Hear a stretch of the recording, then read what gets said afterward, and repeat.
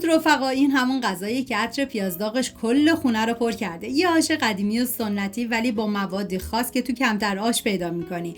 میگن اسمش آش ایرانی کله جوشیه، اما مزهش یه چیز دیگه است. یه طعم متفاوت از دل آشای ایرانی که هر کی خورده عاشقش شده. بریم که با هم دیگه طرز تهیه‌اش رو ببینیم.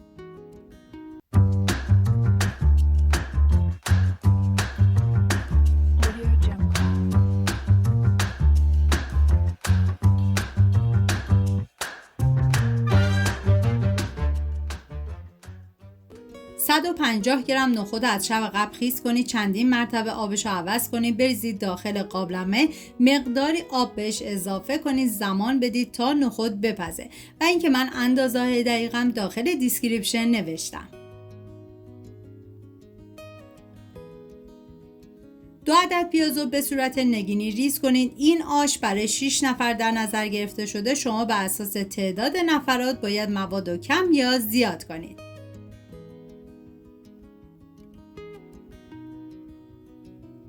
نیاز به 120 گرم لوبیا سبز داریم. طبق ویدیو ریز کنید و بهتون پیشنهاد میکنم دست به کار بشین این آش فوق العاده خوشمزه رو درست کنید که واقعا یه آش متفاوت بود و مطمئنم هر کی بخوره عاشقش میشه.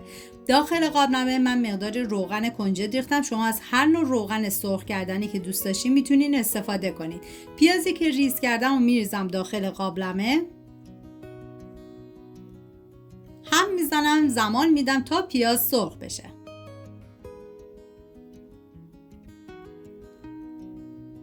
ادویه های این آش فقط نمک و زردچوبه هستش که من زردچوبه رو میریزم، نمک رو میذارم در آخر و مقداری پودر تخم گشنیز ریختم که قابل حذفه چون تو دستور تهیه غذای اصلیش نبود. هم میزنم و میذارم ادویه ها تف بخورن، عطر ادویه ها آزاد بشه. نیاز به 6 عدد گوجه فرنگی داریم که باید پوره کنیم که من از پوره آماده که قبلا آموزش داخل کانال گذاشتم استفاده کردم.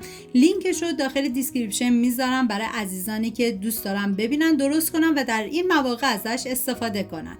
هم میذارم تا با پیاز مخلوط بشه و یه تف بخوره.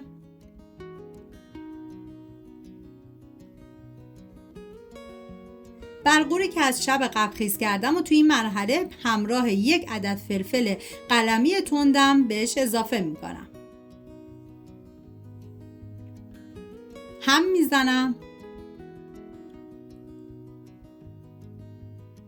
لوبیا سبز ریز شده رو میریزم و دوباره هم میزنم.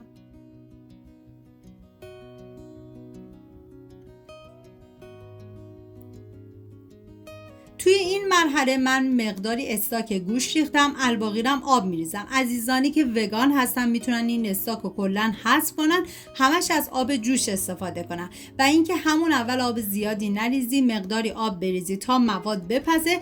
در ادامه اگر دیدید که موادتون صفر شد بهش آب جوش اضافه کنید. هم میزنم تا همه مواد با هم دیگه مخلوط بشن و بهش زمان میدم.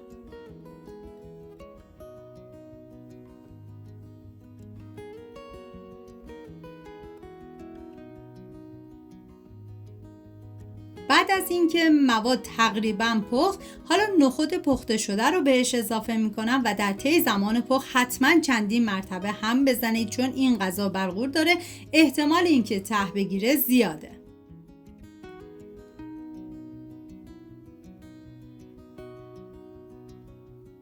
بعد از اینکه نخود با بقیه مواد کاملا پخت، حالا نوبت اضافه کردن سبزی آش هستش که من اندازه و نوع سبزی رو داخل دیسکریپشن نوشتم. سبزی رو اضافه میکنم، هم میزنم.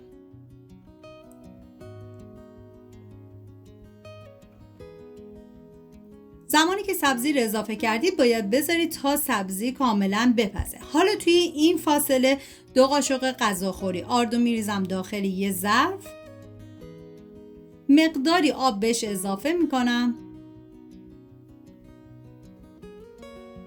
هم میزنم تا کاملا با هم دیگه مخلوط بشن.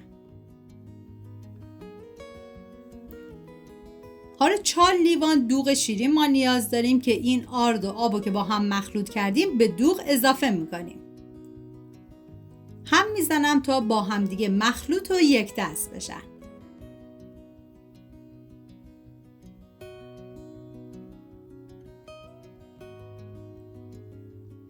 میریم سراغ آش که دیگه مواد کاملا پخته و جا افتاده. اول یه هم میزنم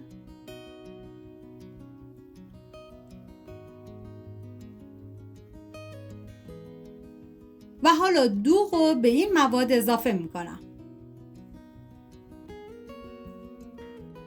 زمانی که دوغ اضافه کردید باید سریع هم بزنید که این دوغ بریده نشه و بعد بذارید به مدت نیم ساعت دیگه این غذا بپزه و جا بیفته. و اینکه من 4 قاشق غذاخوری سیرداغ توی این مرحله بهش اضافه میکنم. شما اگه سیرداغ نداشتین میخوان سیر تازه استفاده کنید، بعد از اینکه پیاز و تفت دادی پوره گوجه فرنگی رو بهش اضافه کردید، سیر تازه رو هم تو همون مرحله بریزید. بعد دیگه زمان میدم به مدت نیم ساعت دیگه. این هم از آش سنتی فوق‌العاده خوشمزه ما. هیچ چیزی مثل یک کاسه آش داغ نمیتونه خستگی رو از تن آدم ببره. امیدوارم از دیدن این ویدیو لذت برده باشید. در آخر با کشک و پیاز چیپسی هم تزیین کردم. سپاس از همراهی همیشگیتون. تا یه خوشمزه دیگر، بدرود.